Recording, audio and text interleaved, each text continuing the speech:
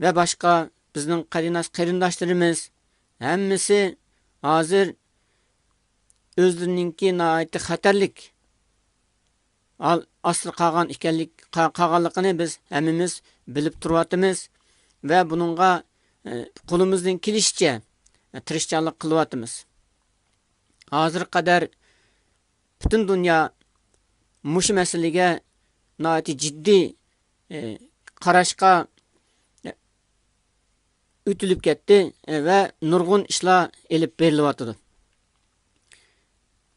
Mush qitimqi Janvada ochilgan Xitoy ustidan shikoyat qilish ve Xitoyninki inson huquqlari tajovuzchiligini ayıplash yig'indimi nurg'un davlatlar Xitoyni nihoyat qattiq ayıpladı ve shundoqla Xitoy bu o'zininki milliy qirg'inchilikni qat'iy to'xtatish to'g'riliq o'zlarininki davlat salohiyati bilan bu masalaga talablarni berdi.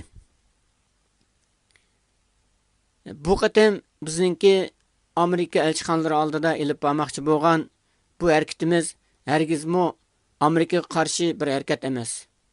Bu biz Uyg'urlarninki, biz Sharq Turkistonliklarninki Amerika xalqiga, Amerika hukumatiga ve Amerika parlamentiga bo'lgan chin ko'nglimizdan chiqqan bir talabimiz, arzuyimiz.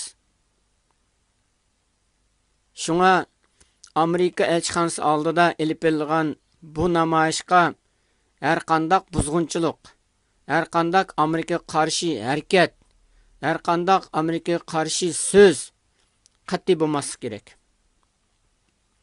Chunki biz Amerikadan haqni talab qilyapmiz, Amerikadan yordam talab qilyapmiz ve Amerikadan Xitoyga bo'lgan texnik kuchlik bir besimni talab qilyapmiz. Bizning maqsadimiz mana mushu. Mushundaq bir muqaddas maqsad bo'lgandan keyin Amerikaga qarshi har qanday so'z ve harakat bizningki bu qatimqi harakatlarimizda qat'iy man'iy qilindi. Biz diqqat qilishimiz kerakki, Xitoyninki chet eldagi jasus organlari, Xitoyning aramizga kirgizayotgan jasuslari ve qo'lchimoqlari cho'qim bu harakatga kuchini berishga buzg'unchilik qiladi. Shunga biz har qaysi joylarda bu namoyishni o'rlashtirgan vaqtimizda mushundaq bir ehtimollikni nazarda tutib, har qaysi tashkilotlar, bo'lib mushu namoyishga mas'ul bo'lgan tashkilotlar namoyishning tartibini yaxshi o'rlashtirish kerak.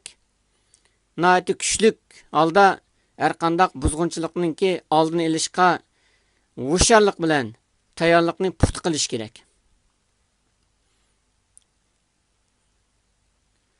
Shunga men bütün Sharq Turkistonlik qarindoshlarimizni bu qatim 11-ayning 10-kuni Amerika elchixonasi oldir elib berilgan namoyishga nihoyat aktiv qatnashib, bu namoyishninki maqsadini atrofliq cho'nqur tushunib, mushu namoyishga buzg'unchilik qilgan har qanday so'z ve her qanday harakatga qat'iy taqobil turib, bu namoyishni xuddi Janvada elib berilgan bu qatimqi 11-ayning 6-kunidagi namoyishga o'xshash muvaffaqiyatlik, ahamiyatlik ve haqiqiy o'zimizning murad maqsadiga yetadigan holda elib berishni ve muvaffaqiyatlik oxirlashtirishni talab qilaman.